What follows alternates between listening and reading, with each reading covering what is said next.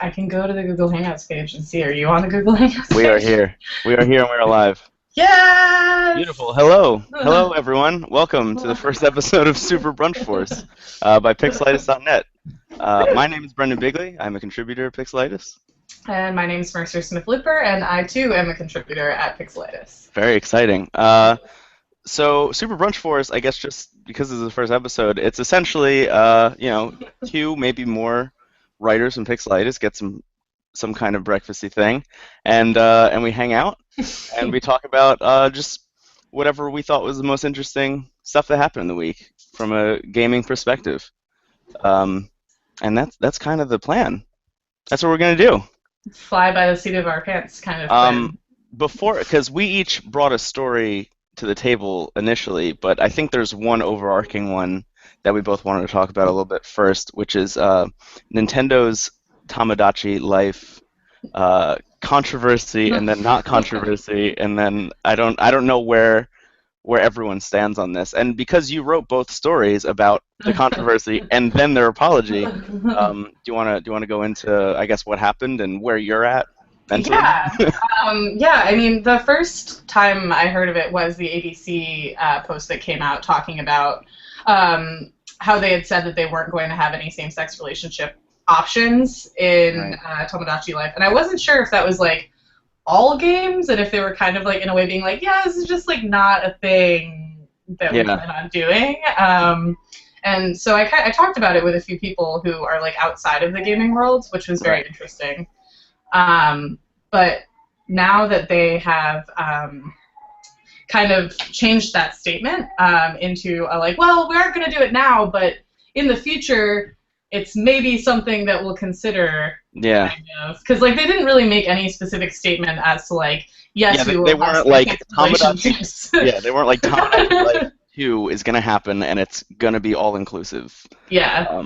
They didn't say that outright, but they did say that they hope to, in the future of the franchise, be more inclusive.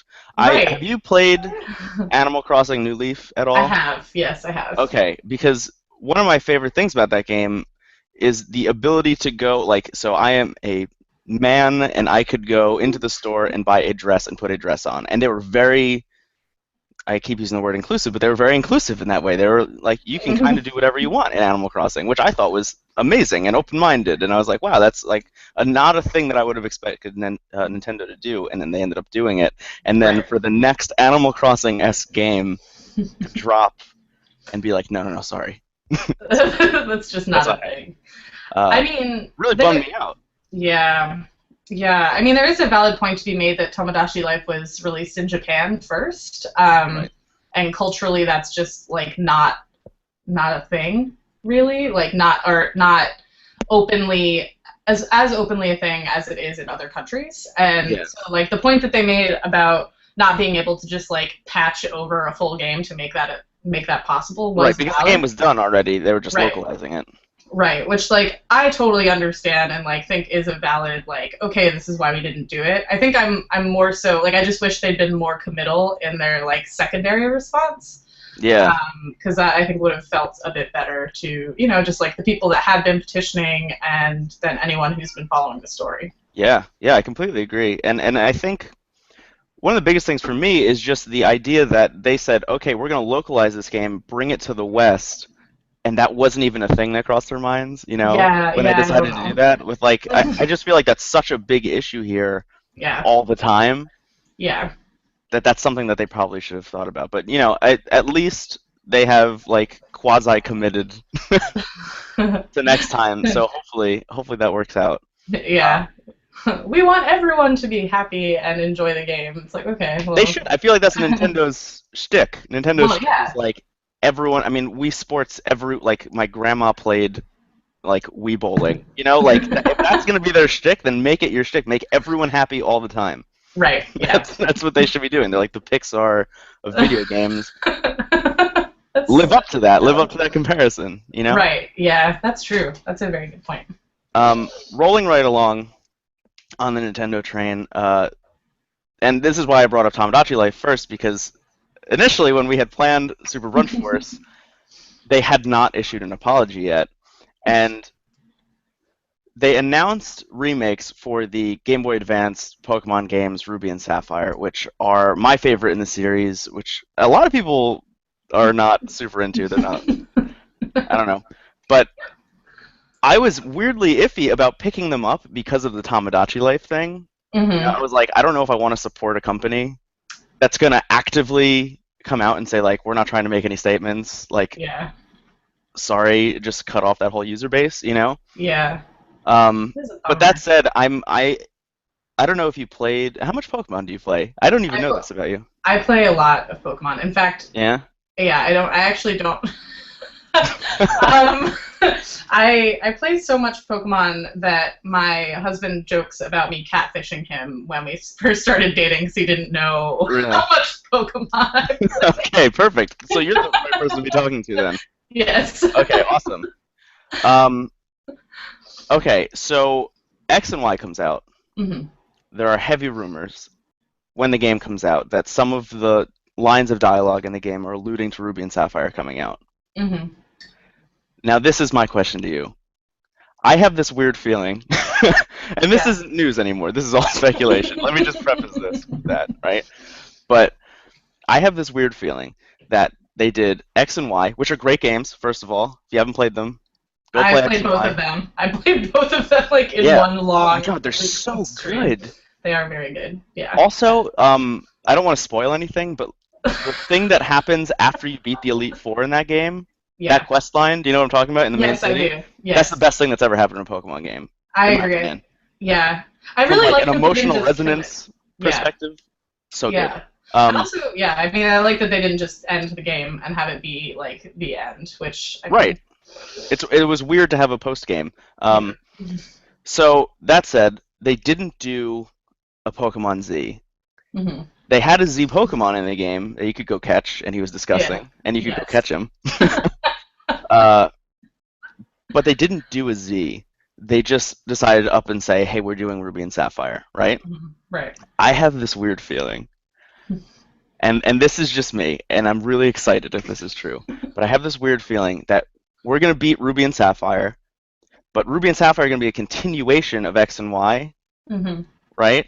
Mm-hmm. And then there will be like a Z Emerald game that has both regions in it. Wow, that would actually be really sick. Would that not be the coolest thing? That would be the coolest thing. I think yes. I'm having a nerd moment just thinking about it, but that's my theory. Question: have you read the Pokemon conspiracy theory subreddit? Because I feel like it would be right up your alley. I have not.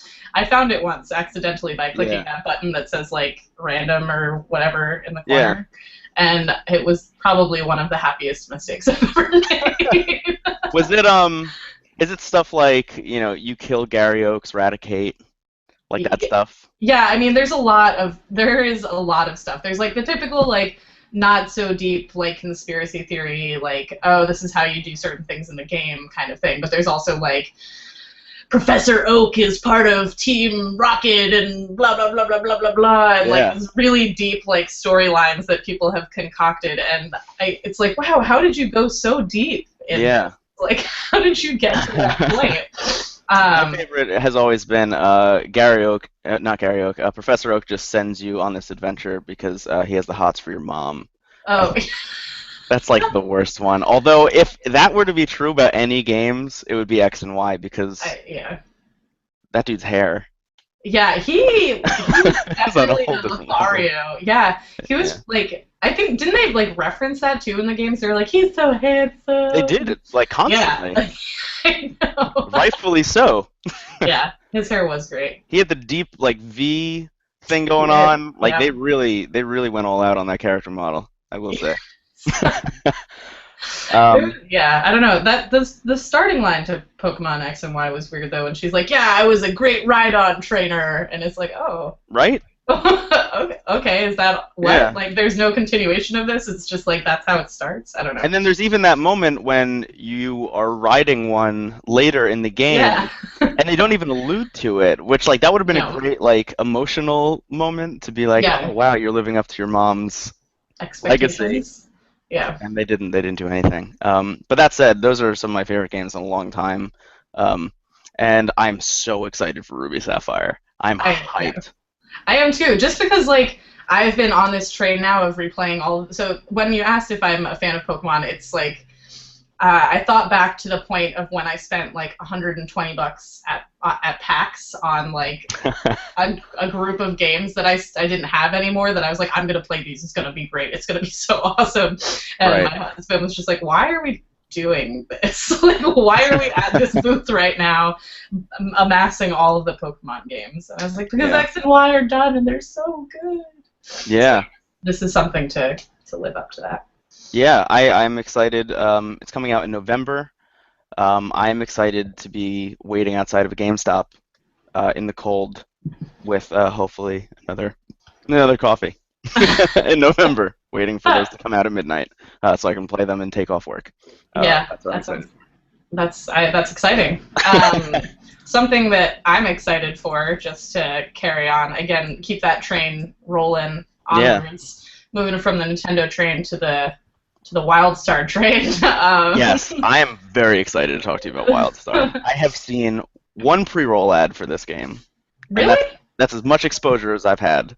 Oh, see, that's so strange because they've done such a good job with all of their like advertising and trailer type things, Yeah. especially with like carrying on the tone of the game, which is what really got me interested. Right. So like this is a long time coming for me. I went to the Wildstar party at the PAX before this PAX, and like just looked at some of the visuals and kind of got a feel for what the game was going to be like. Right. And as someone who's played World of Warcraft for like a million years, I was like, all right, I'm ready to move on to a world that I don't know anymore that might be different. Yeah. So when Wildstar's closed beta released, I was like super pumped for that. Sorry, that was a weird thing. And now that it's open, I think it's great because so many other people will get an opportunity to play it and see like what it's all about. Right. So for people like me who don't know what it's all about, Right. what is the gist of Wildstar? Like what? Um, Why should people be playing the open beta or the game in general? Right. So there are a bunch of like alien races. That follow like typical standards. So like there's the big like brutish one. Right. There's So you like can tank around. right, so you can tank around. And I think that each of the races like lend themselves to a certain class. The classes are unique in the sense that while they do kind of follow a similar trend to like what typical MMOs have, like the tank and the DPS and the healer, they have a lot of like cross classes. So you can have like a healer tank or That's pretty cool. yeah, so like they don't have any specific spell trees or like class ability trees like World of Warcraft or Terra or other like basically all other MMOs. Yeah. So you can. I don't know if you ever played Kingdoms of Amalur, where you're able to like pick up different. Oh, Kingdoms of Amalur is also really good for this. You can pick up like different skills from different trees as you want to build. Yeah. And it doesn't really affect like the end game for you. You're not gonna like cripple yourself by having half of your points in one and then half of your points in the other. Right, which is really easy to do. Right, which sucks because like at the end, yeah, like because at the end you're like, oh man, if only I'd put all of my points into like damage, I would get to have this like sweet turn your arms into axes spell, but now I can't. And then something else, which I know a lot of people complain about in MMOs, is like all of the beginning quests are like gather 40 berries from this specific tree, or like yeah, right, just fetch quests and find this guy. Yeah, like collecting quests. Yeah.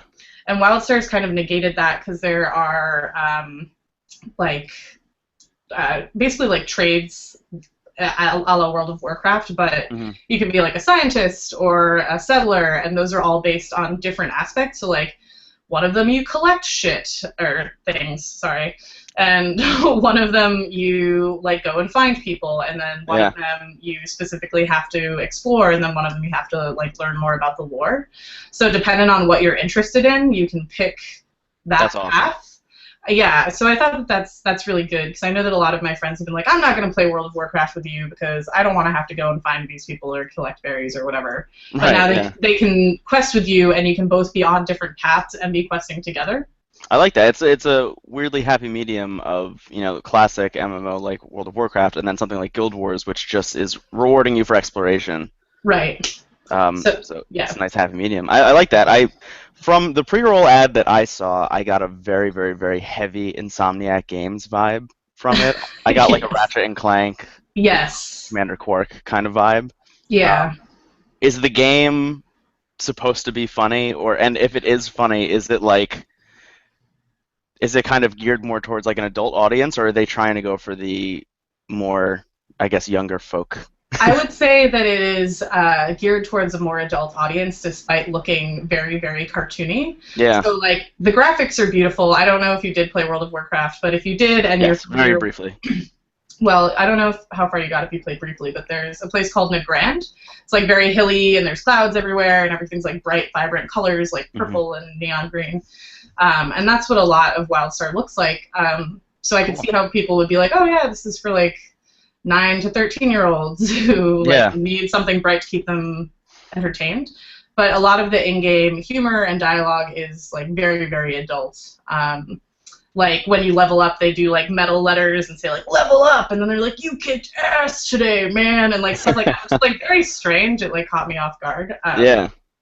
But I mean, it's open beta, it's free, so like I would recommend giving it a try. And if you hate it, you haven't like spent Right, of course. extra money on it. Yeah. I think they're doing really interesting things, and they've definitely made it much harder in terms of like other MMOs where you can just like cast and it'll like blast everyone in the area. Yeah. These actually have like telegraphed skills, so you'll see like where they're gonna go, and you have to actually aim them. Mm. And if I didn't even ask. Is it WoW-esque combat, or is it full on like Terra action oriented stuff? I'd say it's more like Terra in the sense that you can like dodge out of incoming attacks. You have to be able to move around, so it's much more like skill based. Cool. Than I'd say WoW is, where you like just stand and cast, or like beat something close up. That seems to be where MMOs are leaning as a genre. We actually have an article, I think, going up on Pixelitis some point soon that's like, is the genre of MMO fading away by our very own Stephen Hilger. So I'm interested to read that. But I am too. For me, I have been looking for like the MMO, because like I could very easily get into an MMO, I think. But I've played so many of them. I've played WoW for a little bit. I played Star Wars Old Republic for a little bit. I played Terra for a little bit. I played Elder Scrolls Online throughout the whole beta sessions, throughout all of those, and none of them really, really, really got to me.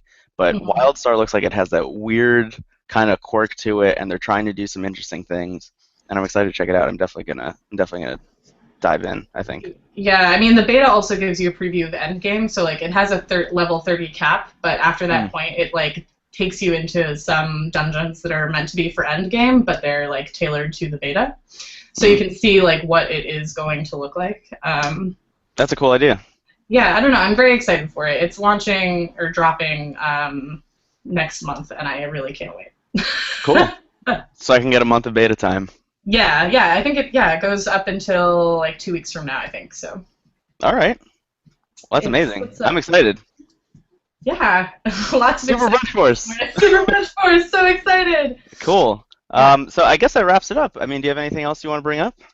I have nothing else I want to bring up. I don't think I got any tweets asking any questions, so. Yeah, I got one tweet from our editor, Patrick, who said that I'm crazy for thinking of Pokemon Z Emerald.